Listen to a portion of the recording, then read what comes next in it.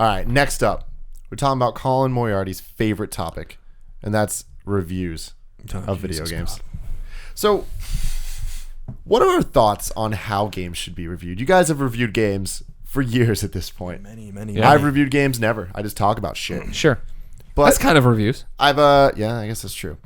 But I've consumed reviews for a good portion of my life, and they've been a big part of my life. Right. You know, I've read EGM. I grew up with that. Read the IGN, read GameSpot, read all these things, right? Yes. So I became very enamored with this whole culture. But you guys had to live it. You guys had to review the games, and you had to review games within the rules put upon you by IGN. Sure. Or wherever the fuck else you've written for beforehand. Right. How should games be reviewed? In a multitude of ways. A plethora. A rainbow of ways. That's what I always talk about right now, is that people lose sight of the fact that it's the best time to be alive for this hobby. Because if you're, at least from a consumer standpoint, right? Because at any point you can say, "Oh man, Greg and Colin like PlayStation too much. They're not the voice for me. I'm going to go look at Screw Attack. I'm going to go look at Jim Sterling. I'm going to go look at Kotaku. I'm going to look at IGN. I'm going to look at Game." There are so many voices out there that you can literally boil it down to the 3 people that you feel speak to you the most, and then go to them over and over again to find out what happens. The problem is when people look at one site, only one site, IGN, and don't realize that multiple people review games on that. So then it becomes IGN gave this game this, but IGN gave Uncharted a 10, but they also, or Uncharted 2 a 10, but they also gave this a 10. So clearly they think they're the same perfect. You know, that's not how it works. You know, Rich gave Skyward Sword a 10. I gave Uncharted 3 a 10. This is how all that breaks down. You know what I mean? Like, you start getting into that. Personality-driven content is coming up, and that's why it's an awesome time to be a consumer, because you can find all these people. You know what I mean? Like when you used to watch Siskel and Ebert, Roper and Ebert, all these different people, you understood that this is how Roger Ebert feels about these kind of movies, right? And you understood then that he wouldn't agree with Roper because it's not a science, it's an art form. And so when you're critiquing art, what you bring as a perspective matters, and that's how it all comes down to. And so I imagine this is popping up because you're a gamer, just dropped review scores. Yes. Review scores are always a big thing. I like review scores. I think review scores and star systems matter. I think the written word matters. And I love the fact that there's different sites doing different things with it. I always say, like, you know, people always ask us, like, you know, I want to get into this. What do? I always say, well, start doing it. Start doing it. But the thing I always say is that don't try to compete with IGN. At no point do I want to know what idiot gamers over on Kind of Funny Games gave out of 10 to this game. Like, that doesn't matter. You stand out because you are you. What do you think about this game? How do you apply to it? There's always going to be the need. There's always going to be the source of this is your numbered review scale, right? But to see Eurogamer, Kotaku, anybody else say, well, we're not going to do that. We're going to do our own thing. That's how you stand out from the pack and matter. And that's why I think so many people are always quick to point out that Kotaku does that. You know, their review scores is, should you get this? It's a big green or red button, right, that says yes or no or whatever. That's a great way, and it makes them different. It makes their reviews already a different part of the conversation when you talk about reviews. Mm-hmm. Whereas IGN, GameSpot, everybody else who's giving numbered scores kind of just fall into this well that can be put into Metacritic and can be boiled down to one thing. I'm done with this topic. Now, Colin, what do you have to say on this matter? I mean, I don't agree with Greg at all in the sense that I think review scores are totally destructive and reductive and need to go away. And we don't talk about art in this respect.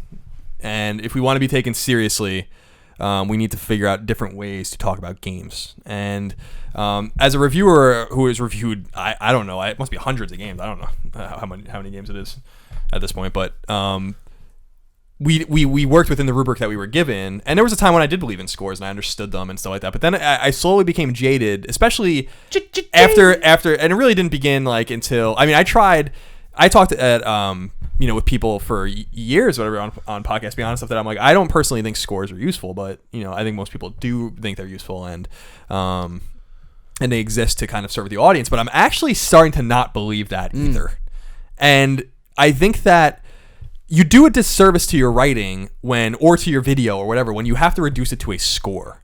Listen to what I'm saying, and make up your own mind about it, because the score is basically this kind of this umbrella under which like you have to kind of fit everything you said and everything you feel about a game. And I don't know how Greg feels, but when I would play a game, I'd get a feeling of the score. Yeah, like you get a feeling like, yeah, this feels like some. But what an 8 is to me is great on the IGN rubric. An 8 might be something different on another site. Sure. It's the same thing that happened with 1UP with A, B, C, and D and everything. It's like, what does that mean? And how do you put that on Metacritic? And it was like a whole... What do you do? What does that mean to England, who doesn't use the A through F mentality for scoring? Exactly. So, like, to me, I think reviewing products is important, but I think that we have to rely on the written or spoken word. I don't think we have to reduce it into bullet points and scores. I think it's stupid, and I think that people want more than that. I know that some people like to scroll down and look at the scores, but I think the people that really care about the content of a game and the quality or lack thereof of a game, or talking about a game in a substantive way, want to read about it. And then they want to talk about the different parts, or they want to play the game and then discuss the parts that they think are important or not. Sure. So to me, like, I think that, I've been fighting the fight against scores for a long time, but I really do think we're getting to a point now with Kotaku not doing it and Eurogamer not doing it and others not doing it, where it's like, yes, this is good. This is good. The die is cast. Like, let's get rid of scores. They're dumb, And But it's not going to happen everywhere. no, it's not. But like, I think that's good though. Like, I think that you were saying that like art's not judged that way, and that's interesting because it's not. But movies are. Yeah. And movies are art. Probably they are art, and they're also the closest thing to video games compared to any other type of art.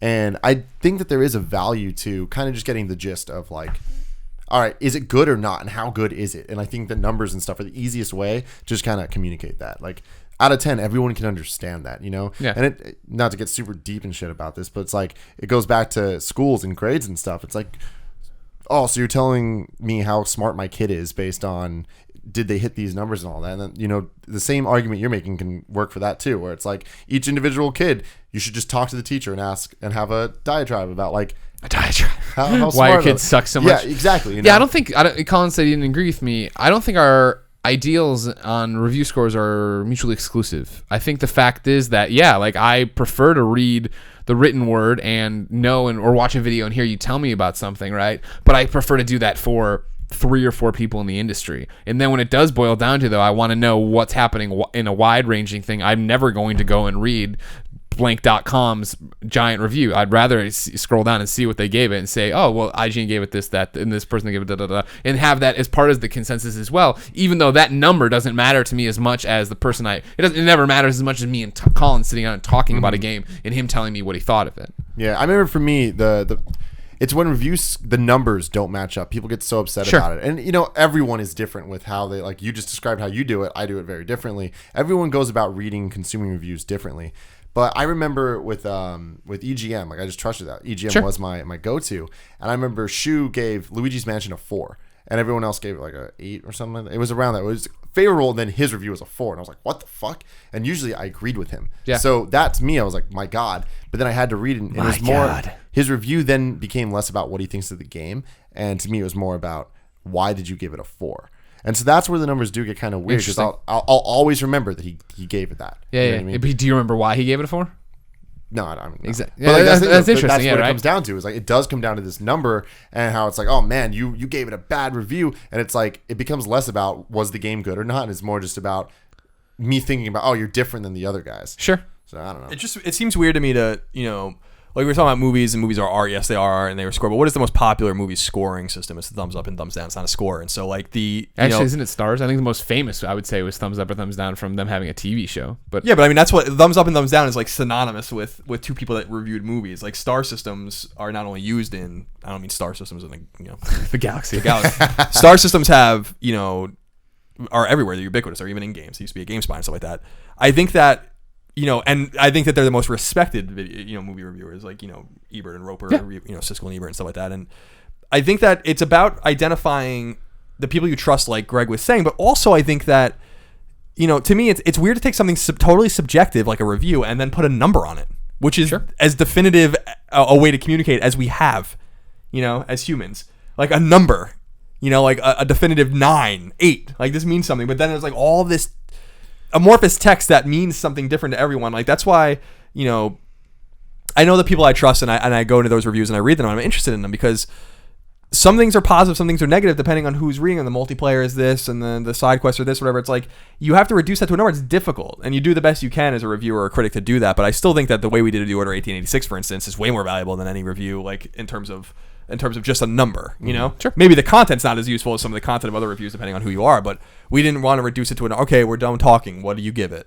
It's like, I don't know, you just listen to us talk about the whole game. Does it sound good to you? Yeah. Like, see, and I agree with you. I think the other side of it, though, is that like we deliver it more as a personality thing, like Greg was saying, where it's like more people want to know our opinions because we're us, and that's it. Whereas I think a lot of the people that go to reviews, like just the more casual people, like a lot of my friends that play games all the time but are not really gamers, they're not in the culture and all that stuff, they just play the games, they don't want that. They just want to review. They just want to know, should I buy this game or not? And they can kind of base that on, did it get a 9 or higher? From IGN, from GameSpot. Exactly. That's how you talk. And this is where it gets really into the weeds of unbiased games journalism and stuff, because reviews are by definition influenced and biased and subjective and all these different things. But people think when IGN says something, GameSpot says something, it is objective. It is held to this criteria of they went through and measured the amount of gameplay in it and they got to this score. And you know what I mean? Like, that's where we're in this weird spot. And what's interesting is we've all done it here at this table so far today.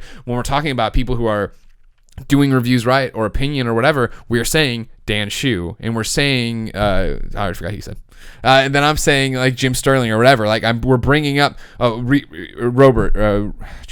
Roper and Ebert and all these different things, right? We're bringing up names of people who are doing something and standing out and having an opinion that differs, especially in this Luigi's Mansion instance from something else, right? Like that are there with something interesting to say. Whereas like you go to, I assume it's like Consumer Reports. I know when I need, or a Better Business Bureau, when I want to Yelp, when I want to go there, I want to see what its aggregate score is. What did this trusted resource give it? Yeah. And that's the problem. Like that works for a vacuum. Did the vacuum suck up the dirt, but doesn't work for the order? Because what criteria we're trying to judge the order on, and when you change site to site, place to place, that becomes difficult. Especially when you get down to, well, an 8 on IGN is great, but it might not. That may be good on whatever. Well, the thing is, for the people that aren't going to IGN every day, that are just going to Google and typing in what PS3 game should I get or PS4 game should I get, like it's good for them to be able to go to IGN and see like reviews, and then just look at all the 9s or 10s and be like, all right. Now, I think a bigger issue is the different scales, because there's the 10-point scale, 20-point scale, 100-point scale, and like which if you had to put numbers on it, which do you think is the best? Because you guys have reviewed the 100-point or the 20-point. Because to me, like the points are so crazy. When you get into the point of like 9.2, it's like, what the hell is that? Yeah, it doesn't make any sense. Like I think that a 1 to 5 makes the most sense, because once you go 1 to 10, then all of a sudden, like trying to explain to somebody that 5 is average, is impossible. But 3 being average makes a little more sense for some reason. Sure, no, like it doesn't look as bad. It doesn't look as bad. There's not as much of a gap between the high and the low and the mid. You know what I mean? That's the big thing. I liked it when IGN, when we were there, went from 100 points to 20 points. So that would be 1, 1.5, 2, 2.5, and so on, et cetera, and so on. That made sense to me because I thought was at least a step towards what Colin and I want to do, which is discuss games. To say that this game is an 8 and it's also an 8, like this is an 8, and like there's something, you put them all in a bucket, and then we can sit there and talk about, well, I liked this game more than that game, blah, blah, blah, because of X, Y. But when it does get down to this pseudo fucking science of, no, this game's an 8.2 and this game's an 8.3. And if you go and look at my early IGN reviews, you find that's how I was doing it.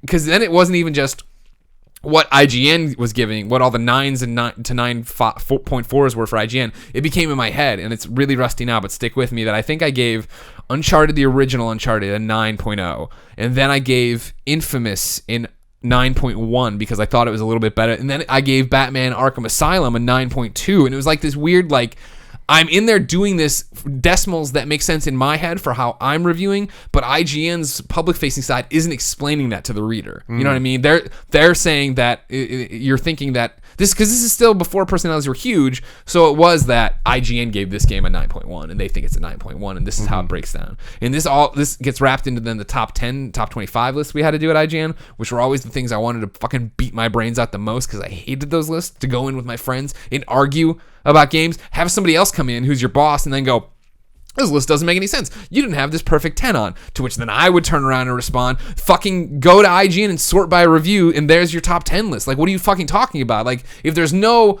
editorializing here, what the fuck are we doing? Just fucking resort and screen cap it, and there's your list. You know what I mean? Like, this is when and that's what always drove me crazy, and I think what drove Colin and I crazy is just the fact that it seems like science when it's not. It is art, and there's a difference. It's much like you always talk about, and your girlfriend talks about with baking and cooking. baking is exact measurements. It needs to be done like this to get this result. Whereas cooking is like handful of this, a pinch of that, whatever, a little bit more to season to taste. You know what I mean? Whereas, and that's how games are when you sit there and talk about it. No one's ever going to say, like, the top level, you can say a game's amazing and you'll agree it's amazing. But then when we start boiling down, I'd be like, oh, but I hated this combat section. Like, oh no, I totally love that combat section. What do you know what I mean? like, there's so much wrapped in this of deciding what it is. That's where and why we love the written word, why we love speaking at length about videos and not trying to be like, all right, let's do a 3-minute conversation about this. Well, fuck that. Like, I don't want to boil it down like that. I want to rant and ramble and talk about this thing I didn't like and that character I did like and da-da-da-da-da. Well, there you go. We got nothing accomplished in that conversation. No, I thought it was good. Okay, good. I mean, well, that's the thing is it's just like numbers are important, but they're also not important at all. Like, that's really what it all comes down to. It's just like what it really comes down to is people's experience with the games. And it's like, but at the end of the day, your review, my review doesn't fucking mean anything. Like, it's what's everyone else's review. And people, I think, just want to hear other people's opinions about stuff. Everyone, you need to base your opinion on other people's opinions at points. Well, I mean, it just all speaks to the fact of why. I mean, it works. Colin and I are lucky enough to live together and work together and do all this stuff together. And then we have that outlet to sit there and talk to each other about. And this is what I always talk about with our shows, right? That we have this relationship where you're watching this, you're our best friend. You're listening to this, you're our best friend. I get that because I remember being on the outside and playing video games and wanting to talk to my friends about them, but none of them played video games like I played, right? They'd play Madden here and there. They didn't want to hear me fucking talk about what I thought of Metal Gear or whatever. So then it's like, what do I do with that? How do I, you know what I mean? You need to be, you're part of a community and I was and didn't know it. You know what I mean? Now, thankfully through YouTube, podcasts, everything else, you are, and you can go out and find that. Yeah. I mean, we talk about it all the time. It's the experience when you watch a movie and everyone just experienced the same thing. Right. You go to the Chipotle outside and you sit there and you just talk about what you saw. Yeah. And it'll usually start with, did you like it or not? So it's a yes or no. Yeah. And then it just turns into this like freeform thing of just like it's not bullet points. It's not boiling it down to what were the graphics, what's the story, what's the this, whatever. It's just kind of like you talk about story for 2 seconds, then you jump into the actors, then you jump into the music, and then it's like kind of just then back to the graphics, then back to the, you know what I mean? It just keeps going because it's more about talking about that experience as opposed to comparing that experience to every other experience. If you're going to PAX East, I'm on a panel Friday night called Our Review's Dead. Come on and watch. Jeff Gerstmann's there too. He'll bring the crowd. Yeah. I'll bring nothing. I'm sure it's just going to be okay.